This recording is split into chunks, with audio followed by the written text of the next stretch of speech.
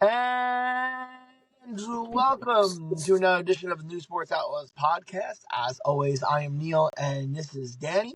Danny, this is the last week we probably open with football until around the draft. We're getting ready for the Super Bowl, Chiefs and the Eagles. Dan, how you doing? Doing good, yeah. Last week, February, weather's here. Yeah, I mean, we still got free agency. We'll talk about it during free agency. Got free agency, got all that franchise tag BS that we'll talk about. But yeah, Super Bowl Sunday looks like a great matchup. Let's get started. Let's go talk about it. Yep. As far as betting wise, it is a close line. I think it's actually the reverse of what it was the last time these two opponents faced off.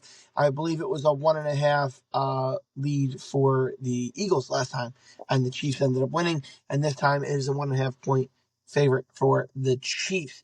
Dan, as far as headlines, it's been pretty blah.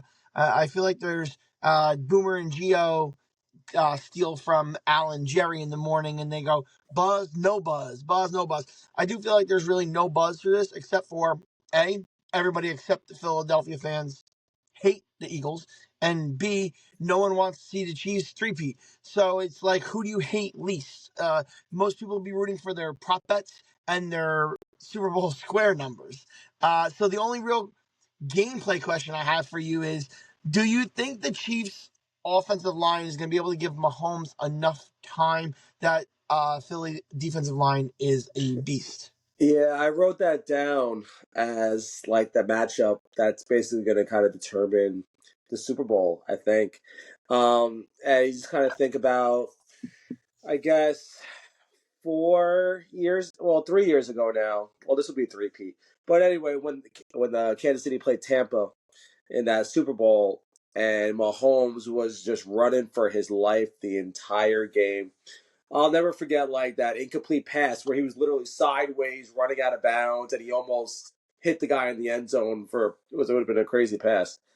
Um, but the Eagles have that type of defensive line that can mess it up and can mess up a game for something like that. And I mean, Kansas City, I would say, I mean, I think we would agree that Philly has the better roster in terms of their complete roster. But KC is kind of depending on Mahomes, and he has to stay upright to win this game. He has to be upright. Their offensive line has to.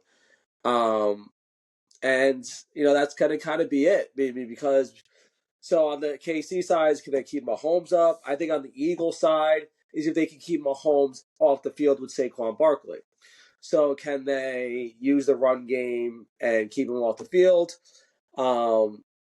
Normally Barkley's been led to one. He has his short runs, but then he has his 70-yard explosions, which kind of take the air out of the defensive team. And I mean, those are probably the two matchups between both sides, between Saquon going against Casey's defense with Chris Jones there, and Philly's defense against Patrick Mahomes.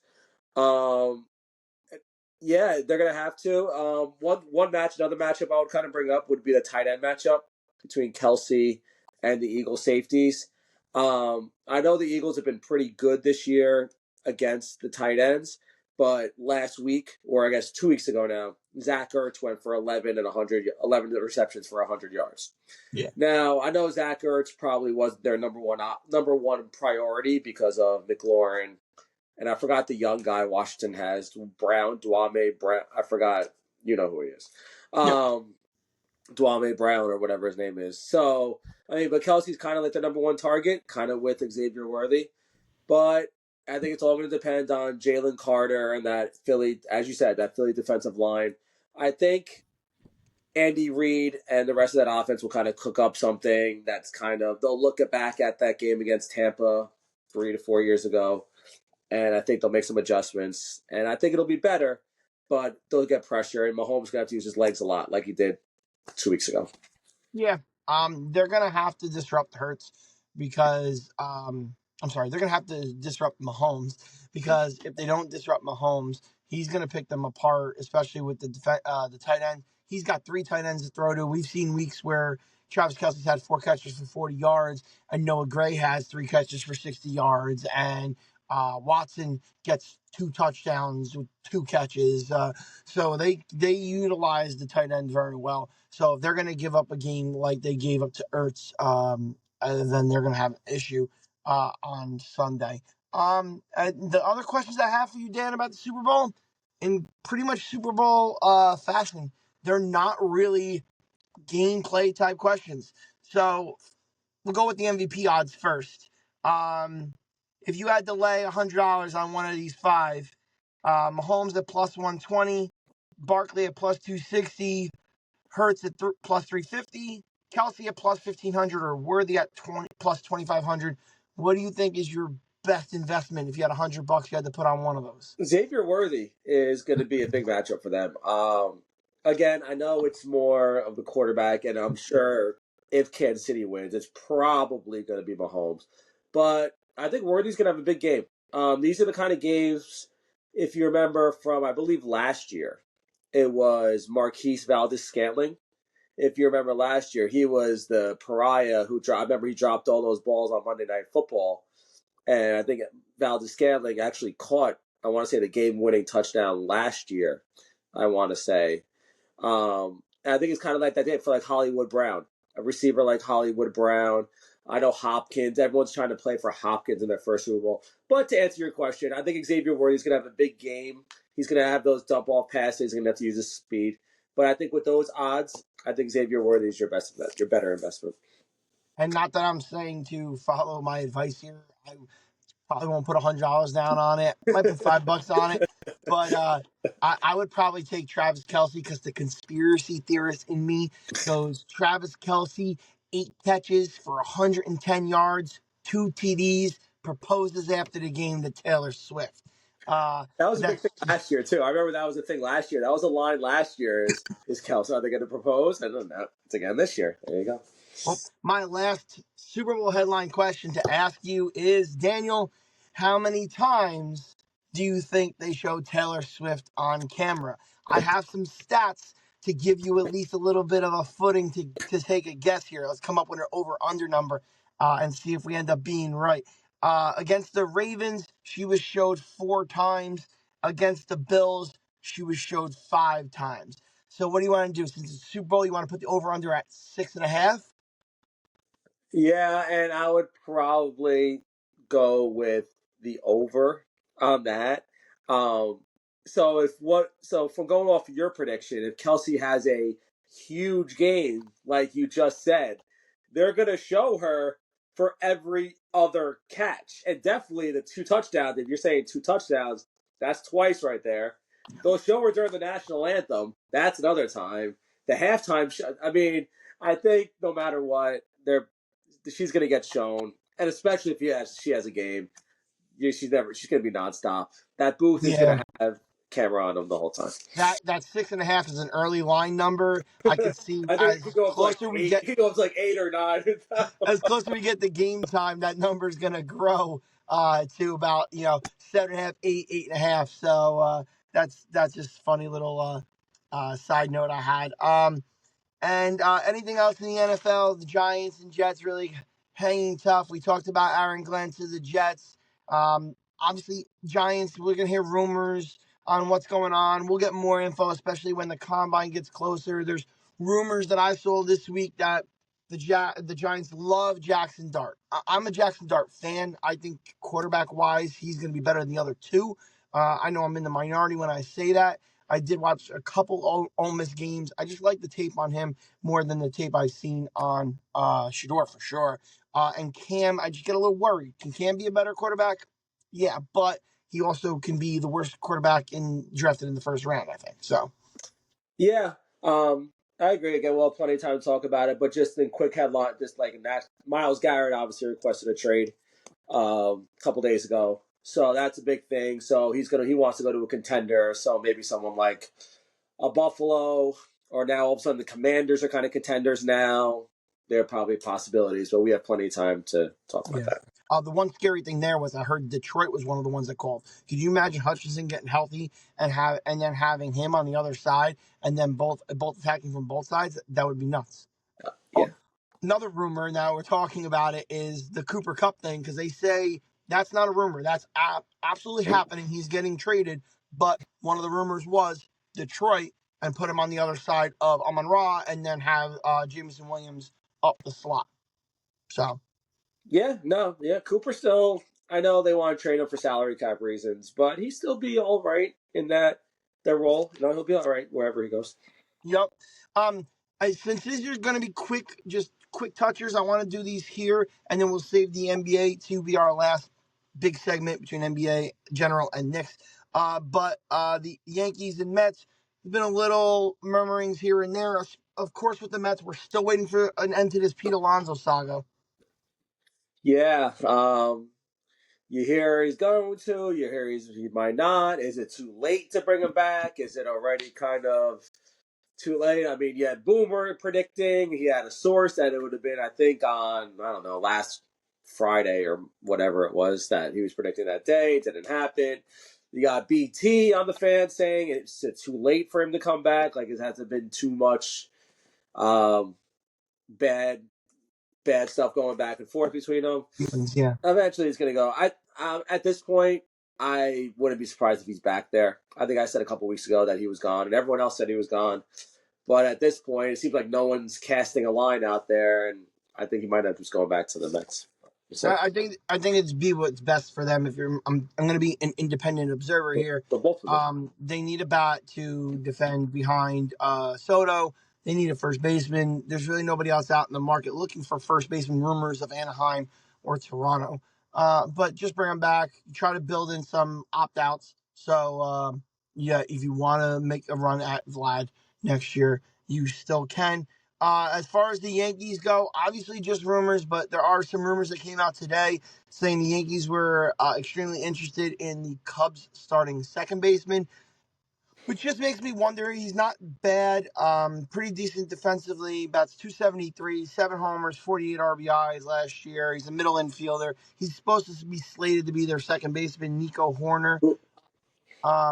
He's supposed to be slated to be their starting second baseman next year, but the Yankees have called and they've had discussions possibly about a trade like that. The thing that makes me scratch my head on that is I think we've all agreed that Jazz is a better second baseman than he is a third baseman. We should be looking at a third baseman out there or settle and say Oswaldo and Peraza will split third base, and then of course you'll have DJ to spot start there or spot start at first. Yeah, it's crazy that we're talking about third baseman and Alex Bregman is still out there. It's crazy. I don't know if it's like that's how baseball is going to work, but like Bregman's a above average player. I'm not saying for the Yankees. Obviously, if the Yankees they need him and the money's right, I get it. But it's crazy how these good free agents are still out there between Bregman, Alonso. It seems like I know Arenado's a no to the Yankees. I think at this point. See, I've heard that Arenado's kind of a no, but I know the Yankees need someone to dump off Stroman. It seems like Stroman. I think it's kind of I don't know what's been said. Obviously, we hear that all the Yankees are trying to do is dump Stroman and his salary. But I mean, who knows? We'll see from there.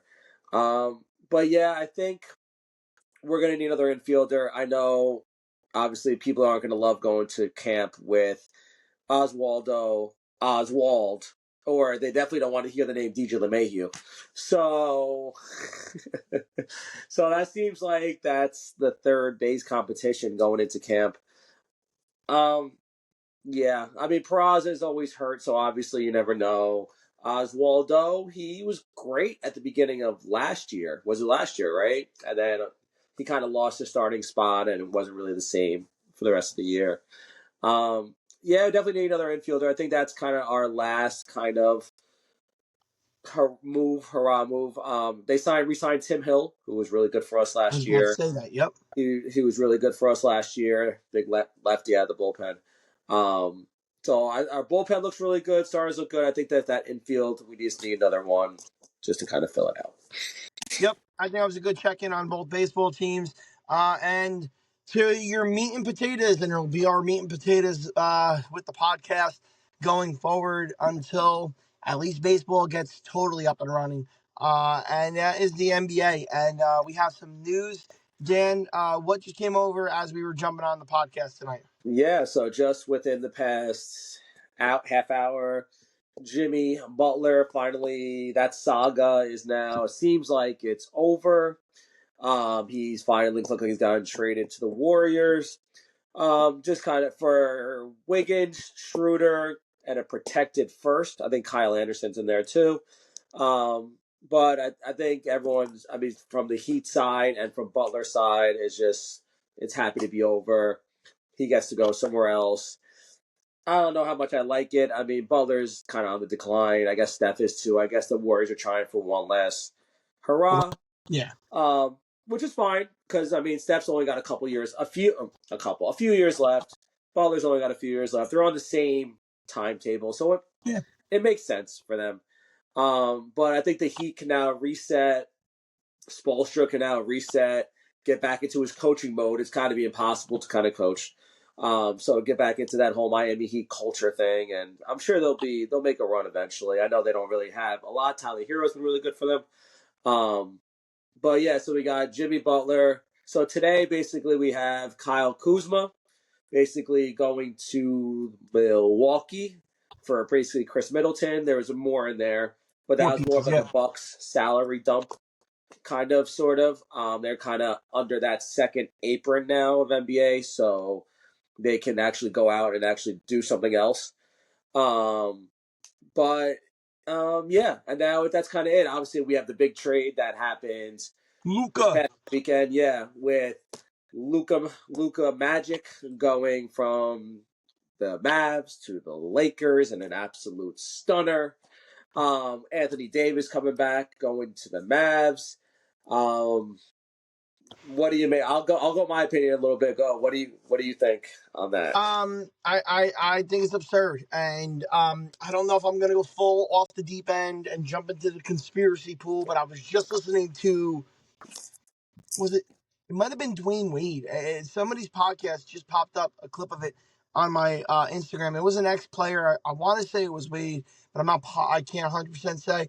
And they were talking about the fact that this is why people think this stuff is rigged. This is why people think there's something afoot. You have a 25-year-old, no matter what the problems he has in his personal life, if they are true, with him being a big drinker and not being serious, and you take somebody who the NBA has been hurting, even internationally, where NBA is usually killing it, has been hurting internationally, and now you trade the international face of the NBA to the biggest or second biggest market in the world, and you trade him to a team where the ex or aging face of the NBA is already on that team, who can teach him A, how to take care of his body, how to be serious about the game of basketball, and B, how to lead the league. I hate LeBron James with every fiber of my being, but like, he was making a very good point. I don't want to give into conspiracy theories, but how do you only get a glass Anthony Davis and a first rounder for somebody who's 25 and just entering his prime? So I'm not as high on Luca. I hate, like, I think how you hate LeBron is how much I hate Luca. I think he is the biggest crybaby in the league. Um, every time I watch him play, it is worse than when James Harden was playing for the Rockets, when all it did, and to go from Evan Roberts, when James Harden first, before he got to the Nets, dribble, dribble, dribble, fat, fat, fat. Now obviously, Lucas, that's kind of been rumors. I know they showed pictures of him and he looked just fine, but I know I was almost proven wrong last year because the Mavs actually made it to the finals last year with Luka leading them. I know they have Kyrie. I know they have a lot of pieces around him, but I don't see any way that Luka and LeBron make together. But anyway, people think so. Luka's a top 3 player, top 5 player, whatever in the league. We'll say 5. We could do a 5. It doesn't. That's not the point. And the way your conspiracy kind of holds water is because how do you only get one first? Okay, let's say Anthony Davis is worth 2 first round picks. Let's just Yeah. say, I don't know. How do you only get 3 first round picks for Luka Doncic at 25 years old, one of the best ISO players in the league. I mean, he can only do one thing. That's why I don't think him and LeBron are going to work together. Luka can only do one thing, and he does it better than anybody else in probably maybe the history of basketball is ISO that he does. So, I mean, I don't think Luka and LeBron are going to work at all. But Now, I also understand that how you could just call and like for the betterment of your franchise and just say, I traded Luka Doncic for a first round pick and a all-star injury riddled caliber power forward center. I don't understand it. When you see, especially the Knicks fans out there, that Mikal Bridges, how much he went for, how much De'Aaron Fox just went for. He just went for 3 first round or 3 mostly protected, I think though, first round picks. And now you got, I know Anthony Davis is a really good player. And I think in the short term, the Mavs are going to be really good. Kyrie and Anthony Davis, as long as both of them stay healthy, even though they're both made of plastic, if they both stay healthy, they'll be really good. But I just don't like. You're right. I don't want to believe in conspiracies. I love the NBA. I don't want to believe that they're making the Mavs trade Luka Doncic so it's easier. So the new owners think it's easier for them to go to Vegas if they bottom out somehow, even though they still have Kyrie and Anthony Davis. I don't know how that works or whatever. But I don't want to believe it. But this is just tragic to hear from the Mavs side. yeah, and every one of us who doesn't like the Lakers to begin with Yeah. and hates LeBron goes. Although I do also have my reservations on can they really mesh well together. It's looking out from a distance and going, this guy is getting another all-star caliber player to play with, and then I got to listen to my students go, LeBron's the GOAT. LeBron's the GOAT. Look at the list of all-stars, which we're not going to go through right now, that LeBron has played with compared to Jordan. Jordan had Pippen. Congratulations. The list for LeBron keeps going. You can make 2 full basketball teams with a list of all-stars LeBron has played with. So I don't want to hear it. I played with Defensive Player of the Year. He's played with so many quality players. And then I got to look at that the only one that is going to make the Hall and was a multiple-time all-star with Jordan was Pippen. So let's stop this argument. It's Jordan, and maybe one day we'll be so bored with the sports stories out there. We have a whole segment on arguing about Jordan and LeBron. Yeah. No. I mean, yeah. There's a lot of names. I was kind of while you were kind of going through it, I was going through all those names in my head that he's been with over the 2 times with Cleveland, over the 4 different places he's gone, and yeah, I mean, you're right. You're kind of right. I mean, that's kind of the argument. I've never really kind of heard that argument. Everyone's always got a different argument with stats and everything. But yeah, LeBron, how many Hall of Famers has LeBron played with? How many has Jordan played with? Yep. Yeah. And those people that'll tell you that Jordan's numbers when he was with the Wizards weren't that good, his numbers are just as good or better than LeBron's around the same exact age, 40 years old. And Jordan was smoking cigars, gambling, and drinking, where LeBron is sleeping in hyperbaric chambers and lifting. Okay, great. It's motivation. Because you imagine if Jordan did what LeBron did, maybe he could have went to 45, dropping 40. So, um, uh, speaking of basketball, which we love, and we said it's going to be our bread and butter going forward. Um, your Nets.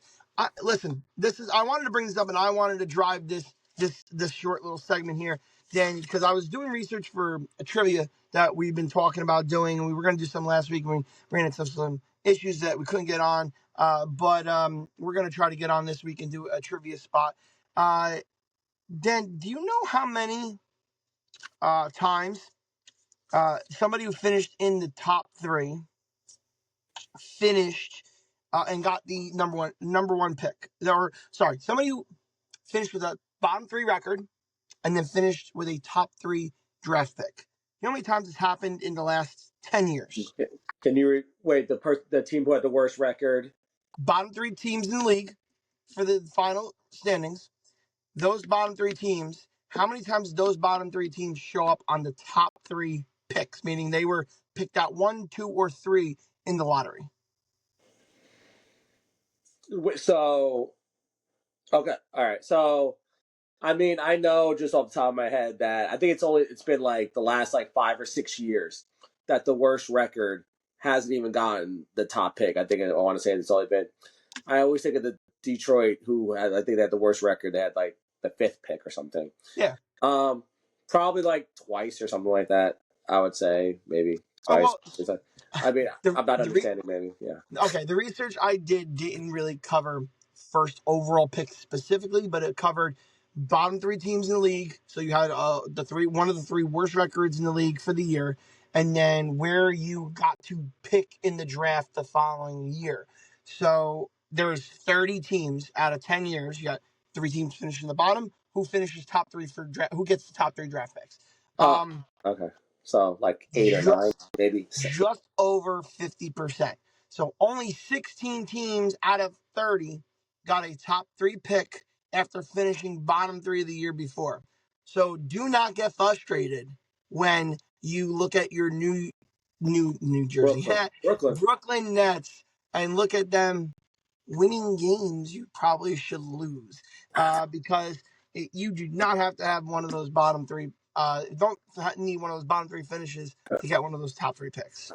Yeah, I'm not there yet. I'm not one of those. That's why I can't. So I follow a lot of Brooklyn Twitter handle people. Brooklyn knows people, and I can't. Like when it gets to March and April and the year is over, then I can hope for tanking, and I can like, all right, sit Cam Johnson, sit Cam Thomas, do whatever you got to do. But these people on Twitter, X, whatever, they watch the game, they hope for losing, and then when it doesn't happen, they're so angry, they demand Sean Marks, the GM, to be fired. Every single time. I can't watch a game like that. I can't watch a game, turn it on. Why is Cam Johnson playing? Why is Cam Johnson playing? Oh my God, Nick Claxton. Oh my God. And I can't. It is February 5th or whatever day it is, the 5th or the 6th. I don't know. So it's February 5th. I can't hope for the Nets to get their ass kicked and like, is it better if they lose? Probably. But I'm not going to watch on February 5th when they're only like 45 games into the year, and I'm going to hope for them to get crushed. I'm not going to watch. Then I don't want to watch. I'll put on the Knicks or whatever it is. Um, it's a joke. And I'm really like, I've been responding. I'm not a responder on X. I really don't. I just like to read. I've been responding to some of these people that just like they want like they just watch it and they say fire Sean Marks, fire everybody. So before I go on to the next, I know we've already gone over my Nets time for the next year. So what I am pissed about of. So I'm going to take yesterday's game against the Houston Rockets. So everyone, I sent you the video of the miracle win that they had. Great, whatever. And everyone said, "Oh, trade the vets, trade the vets, trade the vets." What vets played? There were no vets that played. D'Angelo Russell went 3 for 15. He went 3 for 15 for 10 points. He had 10 points. Nick Claxton had 12 points and 4 rebounds. That's it. And who else do you want in the trade? Cam Johnson's not playing. Cam Thomas didn't play. Who else do you want him to play? So, like, they're winning. They're winning with these guys that probably won't be on the team. I get it. But this should really kind of put together that Jordy Fernandez is our coach. And hopefully the same thing doesn't happen from like 6 years ago where Kenny Atkinson had the same success and then he was pretty much let go because of whatever with KD and Kyrie. Yeah. So that's where I'm at. I'm still hoping they win. It is what it is. Let the chips fall where they may. If our coach, who is really good, is a really good coach, he'll still going to get a top 10 pick, and we'll be just fine. Shut up, Nets people. Piss me off. Yeah. Listen, the whole point of that whole conversation we just had was because you do not need to finish in the bottom three to get a top three pick. You can get lucky in the lottery. Why not you guys be competitive, give your fans something to watch. You shouldn't be rooting for losing. Anyway, team that doesn't do much of losing these days is Oh, my New York Oh, Knickerbockers. yeah. They are 8-2 in their last 10 games. Um, OG is on the shelf with a foot sprain. It could have been a lot worse. I scared my life to death. I was watching the game. I texted you when it happened. I said, "Oh, OG's done for the year. Season's over." I remember what happened last year when he got hurt because he grabbed his foot/ankle area. I immediately thought it was Achilles. They're saying now it's a foot sprain. He has not played since, but they're calling him day to day. They're still 2 games back of Boston because as good as the Knicks have been in the last 10, Boston's right there with them. And what do you think about the Knicks so far?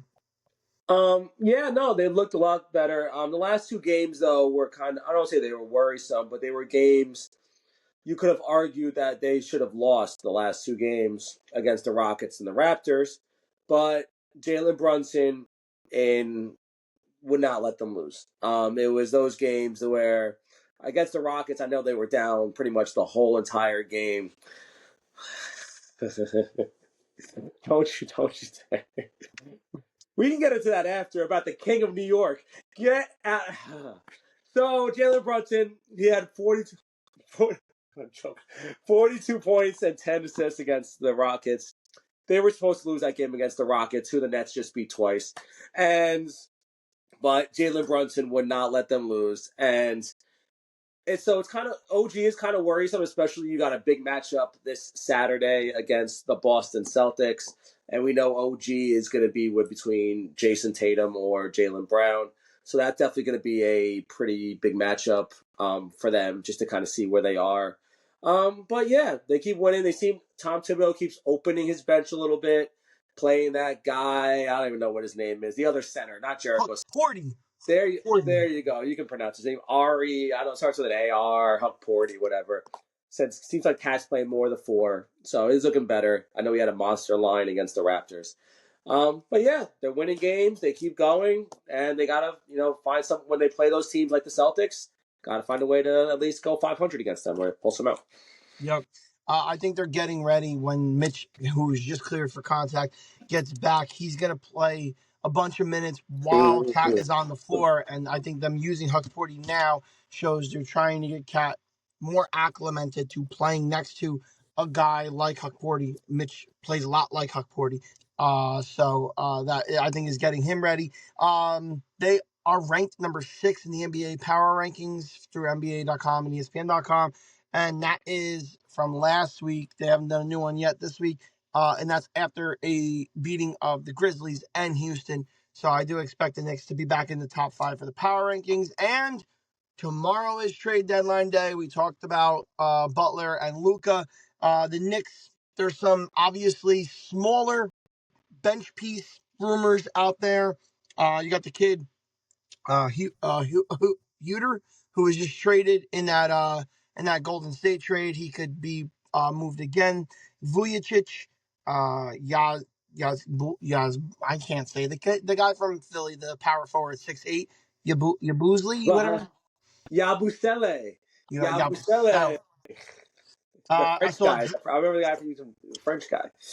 Drummond mentioned and a forward from the Lakers, Vanderbilt. So really the only thing the Knicks are really floating out there is Sims and well protected what first round draft picks or second round draft picks. So we'll see if they get a bench piece to help them during this playoff run.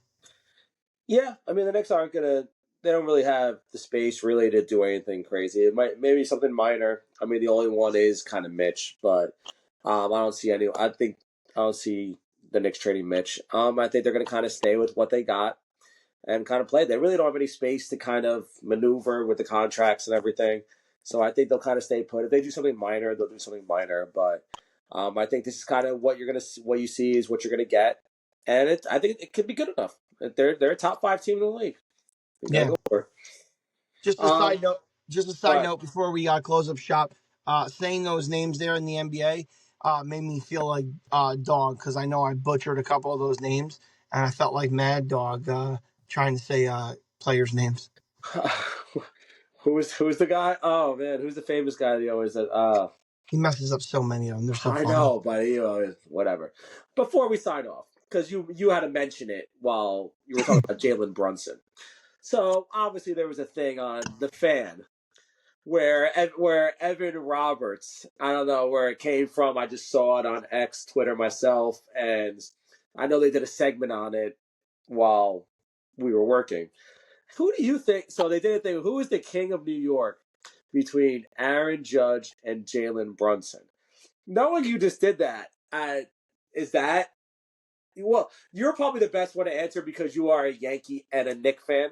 So I think I want to get your opinion on that before we sign off. Listen, it would be recency bias for me, and of course, listen, I like listening to Lou Gower sometimes, but there's other times, especially when he goes with his Yankee hate, that I'm just like, dude, stop being such a little, what troll. You know what I mean? Like, stop being a little B word troll. You're just a little. I know more sports in my brain than you know, and you're about 125 pounds. Let's stop it. It's Judge. Judge has been, if not the best player in baseball, he's at least the best positional player in baseball. I love Jalen Brunson. He's number two. I'm sorry. Okay. He's a great player. We didn't believe he had any of this in him when we signed him. I get that, but Judge dropping a fifth inning pop up and struggling in the playoffs does not take away from his insane power numbers, his leading of the MLB. It's Judge. Okay, good. I just wanted to make sure there was some logic in there. I mean, Judge has won an MVP. They've been to a World Series. Jalen's got a long way to go.